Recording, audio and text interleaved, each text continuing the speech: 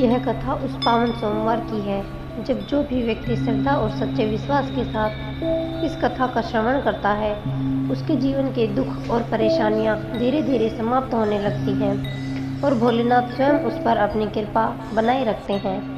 सोमवार का दिन भगवान शिव को अत्यंत प्रिय माना गया है। इस दिन जो कोई शिव कथा सुनता है या दूसरों को सुनाता है उसका मन शुद्ध और शांत हो जाता है तथा उसके जीवन के कष्ट दूर होने लगते हैं। यह कथा मन को भक्ति और आस्था से भर देने वाली है। कथा की शुरुआत होती है कैलाश की दिव्य भूमि से, जहाँ हिमालय की गोद में बर्फ से ढके ऊंचे शिखरों के बीच कैलाश पर्वत अपनी अद्भुत आभा बिखेर रहा था। नीले आकाश के नीचे बर्फ के कण चांदी की भांति चमक रहे थे और मंद मंद बहती हवा हर दिशा में शिव नाम का गुणगान करती प्रतीत हो रही थी। उसी समय कैलाश पर्वत पर भगवान शिव गहन ध्यान में लीन बैठे थे। उनका त्रिनेत्र तेज से प्रकाशित हो रहा था। गले में सर्पों की माला विराजमान थी। जटाओं से मां गंगा की धारा प्रवाहित हो रही थी और नंदी जी समीप शांत भाव से बैठे थे। माता पार्वती भगवान शिव के पास बैठी मंद मुस्कान के साथ उन्हें निहार रही थी। तभी उन्होंने विनम्र स्वर में पूछा, स्वामी, आपके असंख्य भक्तों में आपको सबसे अधिक प्रिय कौन है? कौन ऐसा भक्त है जो केवल आपके नाम का स्मरण करके ही अपने जीवन में पूर्ण संतोष प्राप्त कर लेता है? महादेव ने धीरे से अपने नेत्र खोले। उनकी आंखों में अथाह करुणा झलक रही थी। उन्होंने मुस्कुराते हुए कहा, देवी, मेरे लिए प्रत्येक भक्त समान है, लेकिन कुछ भक्त ऐसे भी होते हैं जो केवल सच्ची भक्ति और नाम जप के माध्यम से मेरा साक्षात अनुभव कर लेते हैं। आज मैं तुम्हें एक ऐसे ही भक्त की कथा सुनाने जा रहा हूँ जिसने अपनी निसंकल्प भक्ति और प्रेम से मुझे स्वयं उसके द्वार तक आने के लिए विवश कर दिया। भक्त का नाम था भोला का प्रिय शिव। भक्त महाकाल दास। काशी नगरी के समीप एक छोटा सा गांव बसा था जिसका नाम था शिवपुर। वहीं एक निर्धन ब्राह्मण निवास करता था जिसका नाम महाकाल दास था। उसके नाम की तरह ही उसका जीवन भी पूरी तरह शिव भक्ति में डूबा हुआ था। वह अत्यंत साधारण जीवन व्यतीत करता था। फटे पुराने वस्त्र, टूटी हुई झोपड़ी, लेकिन उसके हृदय में हर पल महादेव का नाम गूंजता रहता था। प्रतिदिन प्रातः होते ही वह नंगे पांव मंदिर पहुंच जाता। वह स्वयं जल लाकर शिवलिंग का अभिषेक करता, बेल पत्र अर्पित करता और घंटों तक ओम नमः शिवाय का जाप करता रहता। गांव के लोग अक्सर कहते, अरे महाकाल दास, कुछ अपने भोजन और जीवन का भी उपाय करो। हर समय भगवान की भक्ति में ही लीन रहते हो। लेकिन महाकाल दास मुस्कुराकर उत्तर देता, मेरा जीवन तो शिव नाम से ही चलता है। जिनके साथ महादेव हो उन्हें और किसी चीज की क्या आवश्यकता। कुछ समय बाद गांव में भयंकर अकाल पड़ा। वर्षा बंद हो गई, खेत सूख गए और लोग भूख प्यास से परेशान हो उठे। कई लोगों ने देवताओं को दोष देना शुरू कर दिया। कुछ कहने लगे कि इतनी पूजा करने के बाद भी भगवान ने हमें दुख दिया। लेकिन महाकाल दास पहले की तरह अशांत और अटल बना रहा। वह प्रतिदिन मंदिर जाता, शिवलिंग पर थोड़ा सा जल चढ़ाता और होल्ड से साथ कहता, प्रभु, ये थोड़ा सा जल ही मेरी भक्ति का सागर है। चाहे पूरा संसार मेरा साथ छोड़ दे, लेकिन मैं आपका साथ कभी नहीं छोड़ूंगा। कैलाश पर्वत से भगवान महादेव यह सब देख रहे थे। उन्होंने मंद मुस्कान के साथ कहा, देवी, यही होता है सच्चा भक्त। अब समय आ गया है इसकी भक्ति की परीक्षा लेने का। माता पार्वती ने कहा, स्वामी, जो भक्त इतना समर्पित है, क्या उसकी परीक्षा लेना उचित है? तब महादेव बोले, देवी, परीक्षा किसी को कष्ट देने के लिए नहीं होती। यह तो भक्ति की ज्योति को और अधिक प्रकाशित करती है। इसके बाद भगवान शिव ने एक साधु का रूप धारण किया। फटी हुई धोती, लंबी जटाएं और कंधे पर कमंडल लेकर वे सीधे शिवपुर गांव पहुंचे।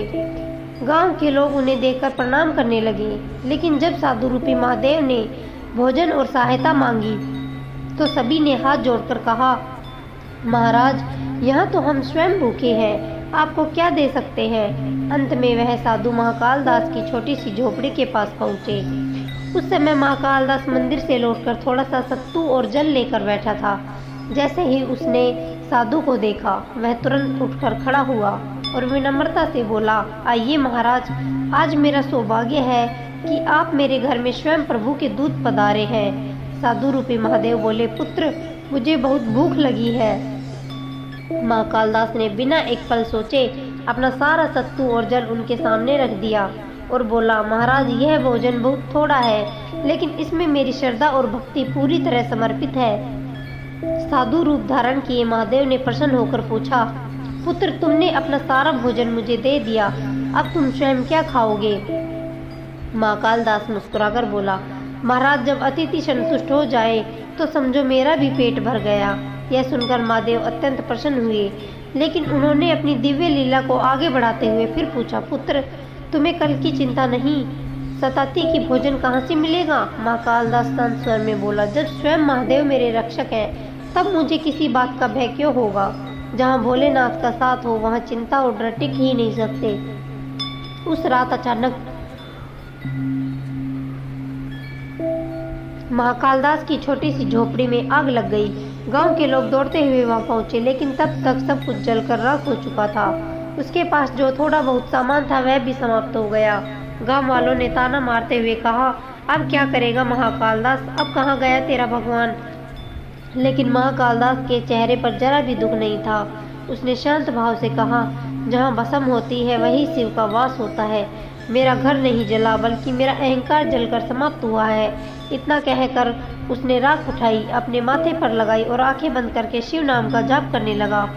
कैलाश पर्वत पर बैठे महादेव यह दृश्य देखकर भावुक हो उठे। उन्होंने माता पार्वती से कहा, देवी, देखो सच्ची भक्ति कैसी होती है। जब मनुष्य सब कुछ खो देता है और फिर भी मेरा नाम नहीं छोड़ता, वही वास्तव में मेरा सच्चा भक्त कहलाने योग्य है। माता पार्वती ने करुणा भरे स्वर में कहा, स्वामी, अब तो इस भक्त पर कृपा कीजिए। इसकी भक्ति को कोई वरदान अवश्य मिलना चाहिए। तब भगवान शिव मुस्कुरा कर बोले, देवी, सच्चा भक्त कभी कुछ मांगता नहीं, इसलिए उसका पुरस्कार सबसे महान होता है। अगले दिन भी महाकालदास पहले की तरह मंदिर पहुंचा। उसने शिवलिंग पर भस्म अर्पित की और हाथ जोड़कर बोला, प्रभु, यह राख मेरी अटूट निष्ठा की पहचान है। बस आपका साथ बना रहे, यही मेरे लिए सबसे बड़ा धन है। तभी अचानक पूरे मंदिर में दिव्य प्रकाश फैल गया। शिवलिंग से अद्भुत ज्योति प्रकट हुई और देखते ही देखते वह स्वयं भगवान महादेव प्रकट हो गए। उनकी जटाओं से माँ गंगा प्रवाहित हो रही थी, नेत्रों से असीम कृपा बरस रही थी और हाथ में धारण किया हुआ त्रिशूल दिव्य आभा से चमक रहा था। महादेव ने प्रेम पूर्वक कहा, महाकालदास, मैं तुम्हारी भक्ति की परीक्षा लेने आया था। तुम्हारी अटल श्रद्धा और समर्पण ने मुझे भी तुम्हारे प्रेम में बांध लिया है। मांगो, तुम्हें क्या चाहिए? महाकालदास तुरंत उनके चरणों में झुक गया और विनम्र स्वर में बोला, प्रभु, मुझे किसी धन या वैभव की इच्छा नहीं है। बस इतना आशीर्वाद दीजिए कि जीवन भर मेरे हृदय में आपका नाम गूंजता रहे और कभी अभिमान मेरे मन में प्रवेश ना करे। भगवान शिव मुस्कुराए और बोले, तथास्तु। उसी क्षण महाकालदास की जली हुई झोपड़ी फिर से प्रकट हुई और दिव्य प्रकाश से चमकने लगी। गांव के सभी लोग यह चमत्कार देखकर आश्चर्य में पड़ गए। उस दिन के बाद शिवपुर गांव में तेज वर्षा हुई। सूखे खेत फिर से हरे भरे हो गए और लोगों के घरों में अन्न भर गया। तब सभी को यह समझ आ गया कि सच्ची श्रद्धा और निष्काम भक्ति में ही सबसे बड़ी शक्ति छिपी होती है। गांव के लोग अब महाकालदास के पास आने लगे। सभी उसके चरण स्पर्श कर आशीर्वाद लेने लगे, लेकिन महाकालदास के मन में जरा सी भी अभिमान नहीं आया। वह पहले की तरह ही सरल और विनम्र बना रहा। वही जल से अभिषेक, वही बेलपत्र अर्पण और वही निरंतर ओम नमः शिवाय का जाप करके जीवन का आधार बना रहा। कैलाश पर्वत पर देवताओं ने भगवान महादेव से पूछा, प्रभु, पृथ्वी पर ऐसे सच्चे भक्त कितने हैं? महादेव मुस्कुराए और बोले, प्रत्येक मनुष्य के भीतर एक सच्चा भक्त छिपा होता है, लेकिन उसे जागृत करने के लिए अटूट विश्वास और सच्ची श्रद्धा की आवश्यकता होती है। यह सुनकर सभी देवताओं ने श्रद्धा से महादेव को प्रणाम किया। माता पार्वती ने प्रसन्न होकर कहा, स्वामी, अब यह कथा सोमवार के दिन सुनने योग्य बन चुकी है। जो भी व्यक्ति इसे श्रद्धा और विश्वास से सुनेगा, उसका जीवन शिव भक्ति से भर जाएगा। गंगापुर गांव में रहने वाला निर्धन ब्राह्मण महाकालदास अपनी अटूट भक्ति से भगवान शिव को प्रसन्न कर चुका था। उसके जीवन में भूख, तिरस्कार, अग्नि और अपमान सब एक साथ आए, लेकिन फिर भी उसका विश्वास कभी नहीं डगमगाया। अंततः स्वयं महादेव उसके घर प्रकट हुए और उसे आशीर्वाद देकर धन्य कर गए। अब उस दिव्य आशीर्वाद के बाद महाकालदास का जीवन एक नई दिशा लेने वाला था। अब केवल एक साधारण भक्त नहीं रहा, बल्कि भक्ति और समर्पण का आदर्श बनने वाला था। महाकालदास आज भी वही विनम्र ब्राह्मण था। उसकी झोपड़ी अब पहले से अधिक सुंदर और दिव्य प्रकाश से भरी हुई थी, लेकिन उसका मन कभी भौतिक सुखों में नहीं फंसा। वह प्रतिदिन प्रातःकाल उठकर नदी से जल लाता, शिवलिंग का अभिषेक करता और पूरे गांव को शिव नाम में लीन कर देता। धीरे धीरे गंगापुर गांव एक पवित्र तीर्थ के रूप में प्रसिद्ध होने लगा।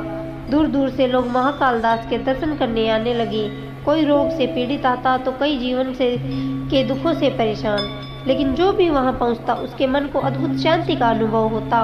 एक दिन वहां एक धनी व्यापारी पहुंचा, जिसका नाम था माधव सेठ। उसके पास अपार धन संपत्ति थी, लेकिन मन में शांति बिल्कुल नहीं थी। उसने महाकालदास से पूछा, ब्राह्मण देव, आपने यह सच्चा आनंद कैसे प्राप्त किया? मेरे पास सब कुछ होते हुए भी मन बेचैन रहता है। महाकालदास मुस्कुराकर बोला, सेठ जी, सच्चा सुख धन इकट्ठा करने से नहीं, बल्कि त्याग और सेवा से मिलता है। जब मनुष्य अपने भीतर के स्वार्थ का त्याग कर देता है, तभी उसे वास्तविक शांति प्राप्त होती है। महाकालदास के यह वचन सीधे माधव सेठ के हृदय को छू गए। उसी दिन से उसने निश्चय किया कि हर सोमवार शिव मंदिर जाकर जल अर्पित करेगा और जरूरतमंदों की सहायता करेगा। उधर कैलाश पर्वत पर भगवान महादेव और माता पार्वती विराजमान थे। नंदी जी समीप खड़े थे और गंधर्व मंडली मधुर स्वर में शिव नाम का गुणगान कर रही थी। माता पार्वती मुस्कुराते हुए बोली, स्वामी, आपका भक्त महाकालदास अब तो असंख्य लोगों के लिए मार्गदर्शक बन चुका है। महादेव मुस्कुराकर बोले, देवी, सच्चा भक्त वही होता है जो स्वयं प्रकाश बनकर दूसरों के जीवन में भी उजाला फैलाए। अब समय आ गया है कि मैं अपने प्रिय भक्त महाकालदास को अपने धाम में बुलाऊं। नंदी जी ने विनम्र स्वर में पूछा, प्रभु, क्या कोई मनुष्य अपने शरीर सहित कैलाश धाम तक पहुंच सकता है? तब महादेव बोले, जब भक्ति पूर्ण हो जाती है, तब देह का बंधन भी समाप्त हो जाता है। सच्ची श्रद्धा आत्मा को सीधे मेरे चरणों तक पहुंचा देती है। उस रात महाकालदास मंदिर में ध्यान मगन बैठा था। दीपक की लो शांत वातावरण में झिलमिला रही थी और ओम नमः शिवाय की पवित्र ध्वनि चारों ओर गूंज रही थी। तभी अचानक मंदिर दिव्य प्रकाश से भर उठा। महाकालदास ने नेत्र खोले तो सामने स्वयं नंदी देव खड़े थे। नंदी जी बोले, हे श्रेष्ठ भक्त महाकालदास, स्वयं महादेव ने तुम्हें कैलाश आने का निमंत्रण दिया है। यह शिव की आज्ञा है। कल ब्रह्म मुहूर्त में हिमालय की ओर प्रस्थान करना। यह सुनकर महाकालदास की आंखों से आंसू बहने लगे। उसने कांपते स्वर में पूछा, क्या सचमुच मैं शिवलोक जाने योग्य हूँ? नंदी देव मुस्कुराए और बोले, भक्ति से बड़ा कोई मार्ग नहीं होता। तुम्हारे लिए स्वयं महादेव ने यह पथ तैयार किया है। अगली सुबह आकाश हल्की लालिमा से भर गया था। गंगापुर के सभी लोग मंदिर में एकत्र हो गए। महाकालदास ने सबकी ओर देखकर कहा, भाइयों और बहनों, मैं अपने आराध्य की आज्ञा से यात्रा पर निकल रहा हूँ। यह केवल शरीर की यात्रा नहीं, बल्कि आत्मा की यात्रा है। यह सुनकर गांव के लोग भावुक हो उठे। कई महिलाएं रोते हुए बोली, बाबा, हमें छोड़कर मत जाइए। महाकालदास शांत स्वर में बोला, मैं आप सबसे दूर नहीं जा रहा। मैं तो उसी प्रभु के पास जा रहा हूँ जिसने सभी को जन्म दिया है। जब भी सच्चे मन से ओम नमः शिवाय का जाप करोगे, समझ लेना मैं आपके पास ही हूँ। इतना कहकर वह केवल एक कमंडल और एक बेलपत्र लेकर हिमालय की ओर निकल पड़ा। यात्रा कठिन थी। रास्ते में घने जंगल आए, ऊंचे पर्वत मिले, नदियां और तूफान भी सामने आए, लेकिन उसके होठों पर हर पल केवल एक ही नाम था, महादेव। 3 दिनों की कठिन यात्रा के बाद जब महाकालदास हिमालय की तलहटी तक पहुंचा, तभी अचानक तेज आंधी चलने लगी। विशाल वृक्ष टूटकर गिरने लगे और मार्ग पूरी तरह बंद हो गया। लेकिन महाकालदास भयभीत नहीं हुआ। वह वहीं बैठ गया और आंखें बंद कर ओम नमः शिवाय का जाप करने लगा। उसकी आवाज पर्वतों में गूंजने लगी, ओम नमः शिवाय, ओम नमः शिवाय। तभी अचानक आकाश में तेज बिजली चमकी और दूर कहीं से शिव के डमरू की दिव्य ध्वनि सुनाई दी। देखते ही देखते जमी हुई बर्फ पिघलने लगी और बंद रास्ता स्वयं खुल गया। देवताओं ने आकाश से पुष्प वर्षा आरंभ कर दी। उसी समय वहां से गुजर रहा एक चरवाहा यह अद्भुत दृश्य देखकर आश्चर्यचकित रह गया। वह दौड़कर महाकालदास के पास आया और बोला, बाबा, आप कौन हैं जिनके नाम से पर्वत भी झुक गए? महाकालदास मुस्कुराया और शांत स्वर में बोला, मैं कुछ भी नहीं हूँ। मेरे भीतर जो महादेव का नाम बसता है वही सब कुछ है। आखिरकार महाकालदास उस पवित्र स्थान पर पहुंच गया जहां दूर हिमालय के बीच कैलाश पर्वत की दिव्य चोटी दिखाई दे रही थी। वह श्वेत प्रकाश से इस प्रकार चमक रही थी मानो स्वयं आकाश में कोई दिव्य ज्योति प्रकट हो गई हो। उस दृश्य को देखकर महाकालदास भाव विभोर हो उठा। उसने तुरंत भूमि पर दंडवत प्रणाम किया और आंखें बंद करके बोला, हे भोलेनाथ, अब अपने इस दास को दर्शन दीजिए। उसी क्षण वहां मंद मंद पवन बहने लगी और कैलाश धाम के दिव्य द्वार धीरे धीरे खुल गए। तभी नंदी देव प्रकट हुए और प्रेम पूर्वक बोले, हे श्रेष्ठ भक्त महाकालदास, भीतर चलो। स्वयं महादेव और माता पार्वती तुम्हारे स्वागत की प्रतीक्षा कर रहे हैं। महाकालदास के चरण कांप उठे। उसने विनम्र स्वर में कहा, मैं इस योग्य नहीं हूँ किसी लोक में प्रवेश कर सकूं। नंदी देव मुस्कुराए और बोले, सच्ची भक्ति ही सबसे बड़ी योग्यता होती है। जैसे ही महाकालदास कैलाश धाम के भीतर पहुंचा, वह वहां की दिव्यता देखकर स्तब्ध रह गया। चारों ओर मंदाकिनी की निर्मल धारा बह रही थी। परिजात के वृक्षों से अद्भुत सुगंध फैल रही थी। गंधर्व मधुर स्वर में शिव भजन गा रहे थे और अप्सराएं आनंद पूर्वक नृत्य कर रही थी। वहां मध्य में स्वयं भगवान महादेव अपने दिव्य सिंहासन पर विराजमान थे और माता पार्वती उनके समीप शोभायमान थी। महाकालदास तुरंत उनके चरणों में गिर पड़ा और कांपते स्वर में बोला, प्रभु, मैं एक साधारण और त्रुटियों से भरा हुआ मनुष्य हूँ, फिर भी आपके चरणों तक पहुँच गया। भगवान शिव मुस्कुराए और बोले, पुत्र, जब मनुष्य अपने भीतर का अहंकार छोड़कर स्वयं को छोटा मान लेता है, तभी वह वास्तव में पवित्र बनता है। तुम्हारी निष्काम भक्ति ने तीनों लोकों को प्रकाशित कर दिया है। अब तुम्हारा स्थान मेरे समीप है। माता पार्वती ने स्नेहपूर्वक उसके माथे पर हाथ रखा और कहा, भक्त महाकालदास, तुम्हारी भक्ति के कारण अब पृथ्वी पर प्रत्येक सोमवार को इस कथा का श्रवण शुभ माना जाएगा। जो भी व्यक्ति श्रद्धा से इस कथा को सुनेगा, उसके मन में भी सच्ची भक्ति जागृत होगी। उसी समय वहाँ ब्रह्मा जी, भगवान विष्णु, देवराज इंद्र और देवर्षि नारद सहित अनेक देवता उपस्थित हुए। नारद जी वीणा बजाते हुए बोले, नमो नमः शंभो, यह अत्यंत अद्भुत घटना है। पहली बार कोई भक्त अपने शरीर सहित कैलाश धाम तक पहुंचा है। महादेव बोले, जब भक्ति पूर्ण और निष्कपट हो जाती है, तब संसार का कोई नियम उसे रोक नहीं सकता।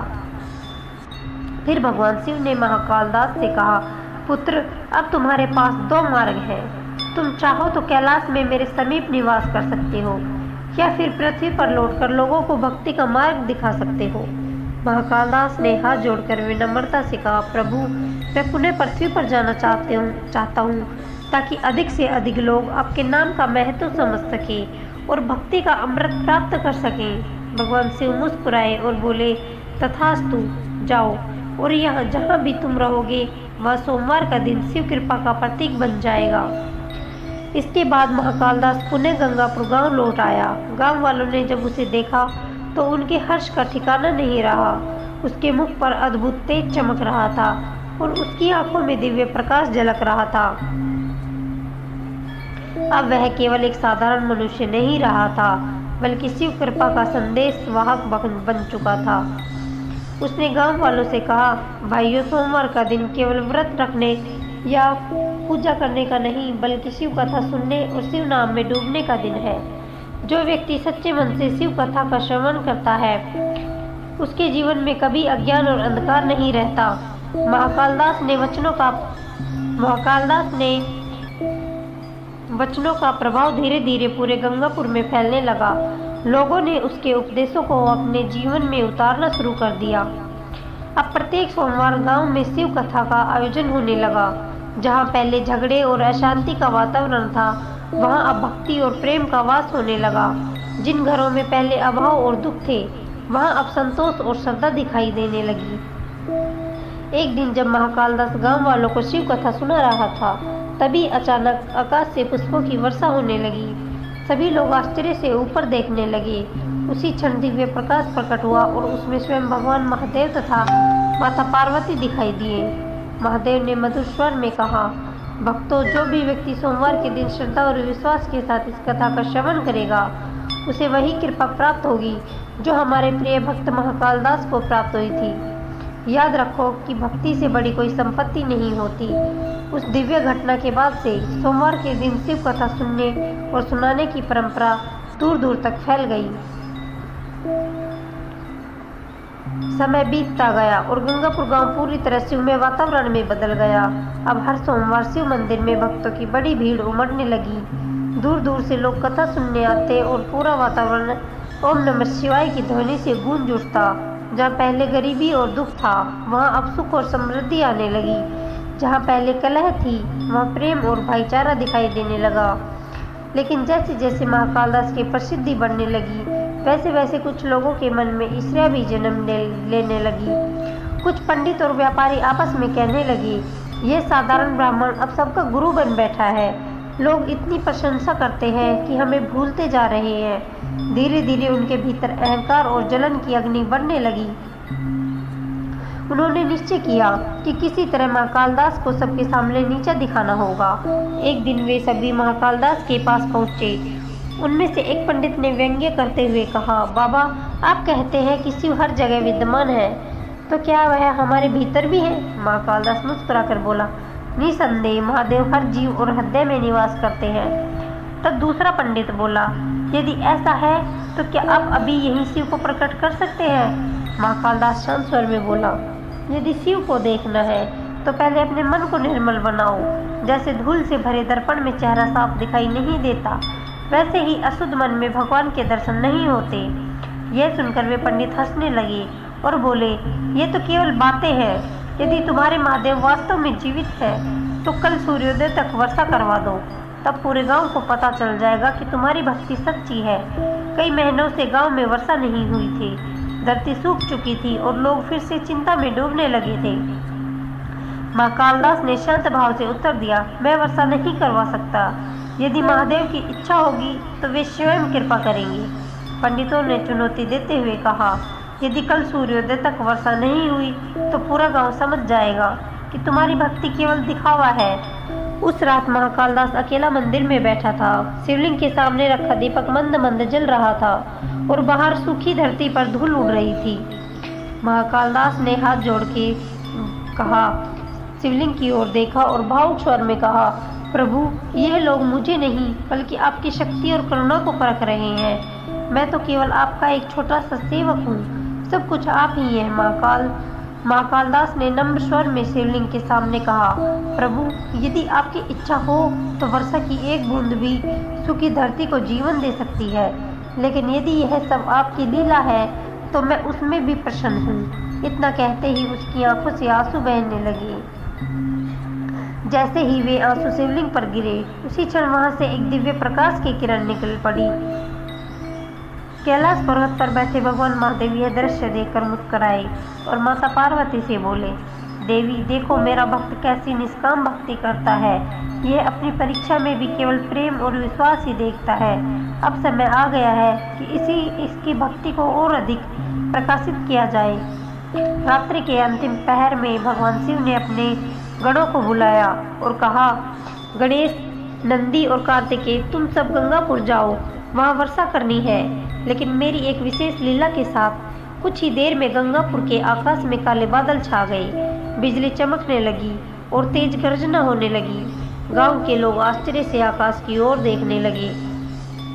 लेकिन अद्भुत बात यह हुई कि वर्षा पूरे गांव में नहीं हुई, केवल शिव मंदिर के ऊपर बादल ठहर गए और उतनी ही वर्षा हुई जिससे शिवलिंग का अभिषेक हो सके।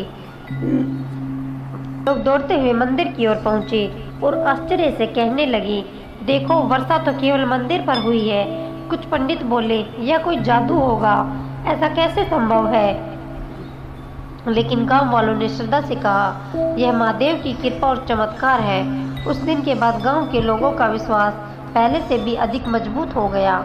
लेकिन जिन लोगों के मन में अहंकार था, उनका घमंड टूटने के बजाय और बढ़ गया। कुछ दिनों बाद वे पंडित फिर से महाकाल दास को नीचा दिखाने की योजना बनाने लगे। उन्होंने सोचा, यदि यह भक्त चमत्कार दिखा सकता है तो हम भी पूजा करके शिव को प्रकट करेंगे। वे सब मंदिर पहुंचे। मंत्रोच्चार करने लगे, यज्ञ किया और ऊंचे स्वर में बोले, हे शिव, यदि आप वास्तव में यहाँ हैं तो अभी प्रकट होकर दिखाइए। घंटों बीत गए लेकिन कुछ नहीं हुआ। तभी माँ कालिदास वहाँ पहुँचा और शांत स्वर में बोला, भाइयों, भक्ति में आदेश नहीं बल्कि विनम्र निवेदन होता है। भगवान किसी के हुक्म से नहीं बल्कि सच्चे प्रेम और श्रद्धा से प्रकट होते हैं। यह सुनकर उनमें से एक पंडित क्रोधित हो उठा। उसने गुस्से से जल से भरा पात्र शिवलिंग की ओर फेंक दिया। उसी क्षण पूरा मंदिर कांप उठा। तेज आंधी चलने लगी, दीपक बुझ गए और शिवलिंग से गंभीर आवाज सुनाई दी, जो भक्ति का अपमान करता है वह स्वयं अपने ही अहंकार के अंधकार में खो जाता है। यह सुनते ही सभी पंडित वैसे कांप उठे। वे तुरंत महाकालदास के चरणों में गिर पड़े और क्षमा मांगने लगे। महाकालदास ने हाथ जोड़कर कहा, महादेव अत्यंत दयालु है। वे अपने भक्तों को क्षमा अवश्य करते हैं, लेकिन जीवन में कभी अहंकार मत पालना, क्योंकि वही मनुष्य का सबसे बड़ा अंधकार होता है। उस घटना के बाद महाकालदास ने अपना पूरा जीवन लोक सेवा को समर्पित कर दिया। अब वह केवल कथा सुनाने तक सीमित नहीं रहा। वह भूखों को भोजन देने लगा, रोगियों की सहायता करने लगा और दुखी लोगों को सांत्वना देने लगा। कुछ समय बाद उसने गंगापुर में एक छोटा सा आश्रम बनवाया, जिसका नाम रखा गया शिव शरणम। वहाँ प्रत्येक सोमवार को शिव कथा, भजन और भंडारे का आयोजन होने लगा। दूर दूर से लोग वहाँ आने लगे। गांव वाले प्रेम से कहने लगे, अब गंगापुर केवल एक गांव नहीं रहा, यह तो शिवपुरी बन चुका है। धीरे धीरे महाकालदास का नाम चारों दिशाओं में फैल गया। लोग उसके चरणों में गिरकर आशीर्वाद और वरदान मांगते, लेकिन वह हमेशा मुस्कुराकर कहता, मैं कुछ नहीं देता, देने वाला तो केवल कैलाशपति महादेव है। उधर कैलाश पर्वत पर माता पार्वती ने भगवान शिव से कहा, स्वामी, आपका भक्त अब आपकी तरह करुणामय बन चुका है। वह अब दूसरों के जीवन में भी भक्ति और प्रकाश भर रहा है। महादेव मुस्कुराकर बोले, देवी, यही सच्ची भक्ति होती है। जो मुझे अपने हृदय में अनुभव कर लेता है वही संसार को भी मेरे दर्शन करा सकता है।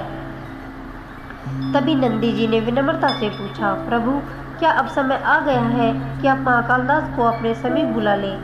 महादेव मंद मुस्कान के साथ बोले, अभी नहीं देवी, महाकालदास को अभी और कार्य करना है।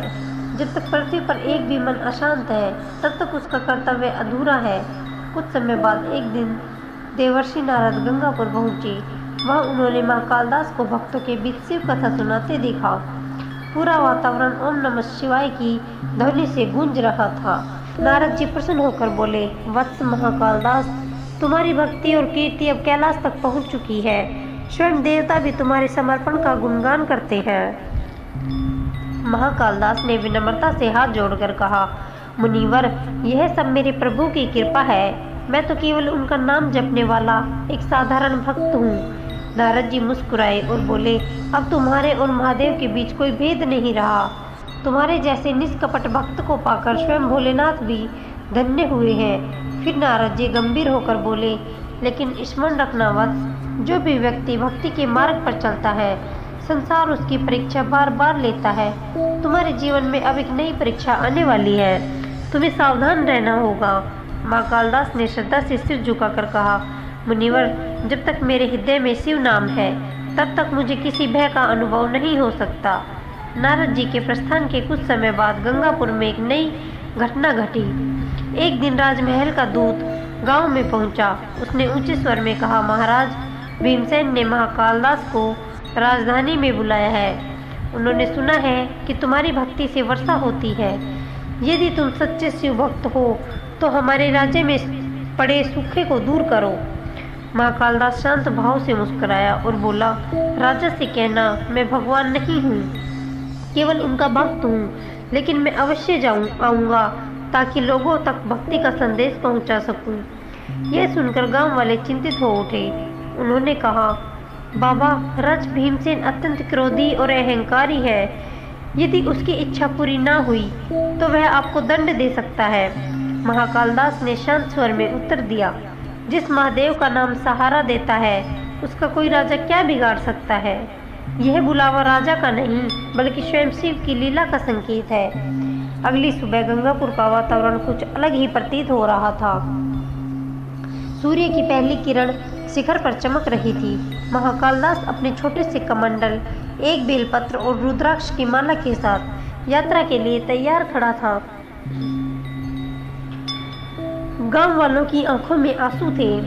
सभी कह रहे थे, बाबा मत जाइए, राजा भीमसेन बहुत अभिमानी है, वह देवताओं तक का अपमान कर देता है।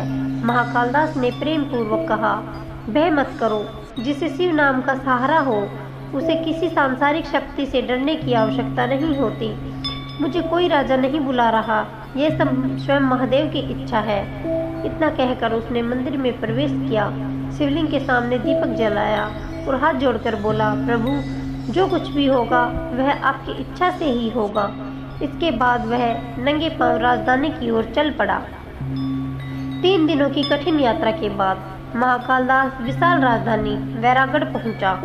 वहां के ऊंचे महल, विशाल द्वार और चौड़ी सड़कों पर घूमते सैनिक उस राज्य के वैभव को दर्शा रहे थे। चारों ओर ऐश्वर्य और विलासिता दिखाई दे रही थी, लेकिन लोगों के चेहरों पर शांति नहीं थी। महाकालदास का साधारण वेश देखकर राजधानी के लोग उसका उपहास करने लगे। कोई कहता, अरे यह कैसा साधु है, यह तो किसी भिखारी जैसा दिखाई देता है। लेकिन महाकालदास बिना किसी की बात पर ध्यान दिए शांत भाव से राजमहल की ओर बढ़ता रहा। जब वह महल के विशाल द्वार तक पहुंचा तो सैनिकों ने उसे रोक लिया और कठोर स्वर में पूछा, कहाँ जा रहे हो साधु? महाकालदास ने विनम्रता से उत्तर दिया, मैं महाराज भीमसेन से मिलने आया हूँ। यह सुनते ही उनमें से एक लोग, हमारे महाराज से मिलने मेरे जैसे सभी को मंदिर के द्वार पर खड़े रहने की भी अनुमति नहीं है। उसी समय गंगापुर से आया राजदूत वहां पहुंच गई। उसने सैनिकों से कहा, यही आशीर्वाद है जिसे महाराज ने स्वयं बुलवाया है, इसे भी जाने दो। कुछ ही देर बाद महाकालदास को राज दरबार में लाया गया। राजा विजयसेन अपने भव्य सिंहासन पर बैठा था। उसके सिर पर स्वयं शरीर पर बने हुए वस्त्र थे और दरबार के चारों नीचे से सभी स्वर्ण जगमगा रहे थे, लेकिन उसके चेहरे पर अहंकार स्पष्ट दिखाई दे रहा था। राजा ने व्यंग्य भरे स्वर निकाले, तो तुम वही साधु हो जिसके बारे में कहते हैं कि तुम्हारी भक्ति से वर्षा होती है। क्या तुम स्वयं को कोई देवता समझते हो? महाकालदास ने शांत स्वर से झुकाकर कहा, महाराज मैं कुछ भी नहीं हूँ, जो कुछ है वह केवल महादेव की कृपा है। राजा जोर से हंस रहा है। अच्छा, यदि तुम्हारे सिर सच जितने शक्तिशाली है तो कल सूर्योदय तक मेरे राज्य में वर्षा होनी चाहिए। हमारे खेत सूख चुके हैं, यदि वर्षा नहीं हुई तो तुम्हें झूठा सिद्ध करके कठोर दंड दिया जाएगा। महाकालदास ने विनम्रता से कहा, महाराज मैं वर्षा कराने वाला नहीं हूँ, जो कुछ भी होगा वह केवल प्रभु की इच्छा से होगा। राजा ने कहा, ठीक है, कल सूर्योदय तक सब स्पष्ट हो जाएगा। दूसरा लालदास राजमहल के बाहर एक विशाल वृक्ष के नीचे बैठ गया। राजधानी के लोग उसे देखने के लिए वहां इकट्ठा होने लगे। कोई कहता, देखना कल तक वर्षा नहीं हुई तो यह साधु दंडित। कोई दूसरा कहता, शायद सच में इससे कोई दिव्य शक्ति हो। लेकिन महाकालदास पूरी तरह उसने आंखें बंद की और धीरे से शिव नाम का जाप करने लगा। नमः शिवाय राहजनों का नामो निशान सूखी और गर्म हवा बह रही थी, लेकिन महाकालदास के चेहरे पर चिंता का कोई चिन्ह नहीं था। उसने मन ही मन प्रभु का कहा, प्रभु यह आपकी नहीं बल्कि मेरी आस्था की परीक्षा ही है।